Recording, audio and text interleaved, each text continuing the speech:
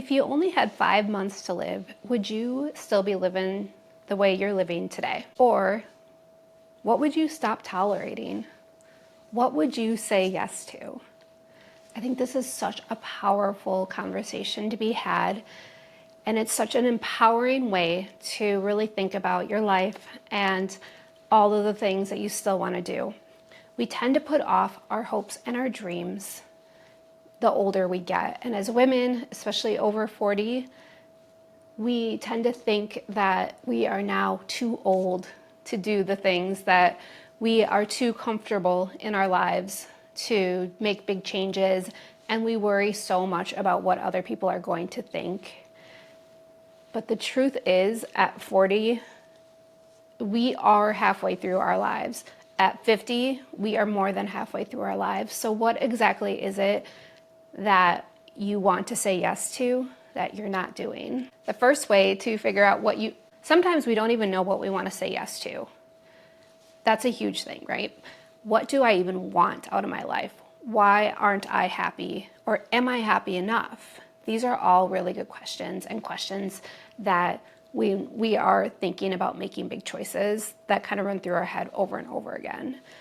My advice for you, if you are thinking about what you want to do in your life and how you want to change it, is imagine that you only have 5 months to live. What would you do?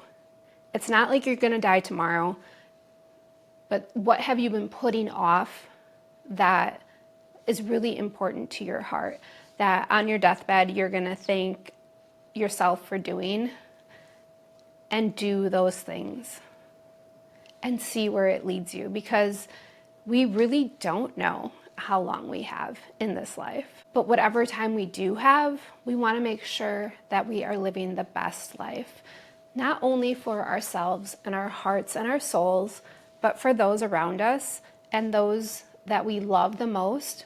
We want to love ourselves so much that that love just spills over into other people.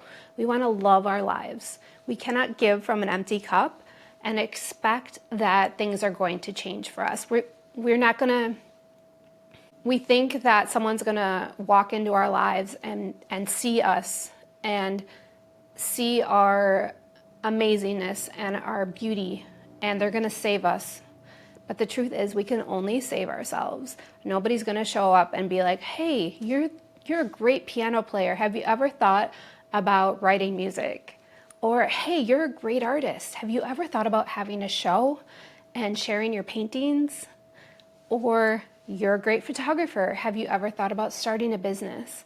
All of these things that we wish somebody would see in us, we have to be our biggest cheerleader and see it in ourselves so that we can share our gifts with the world.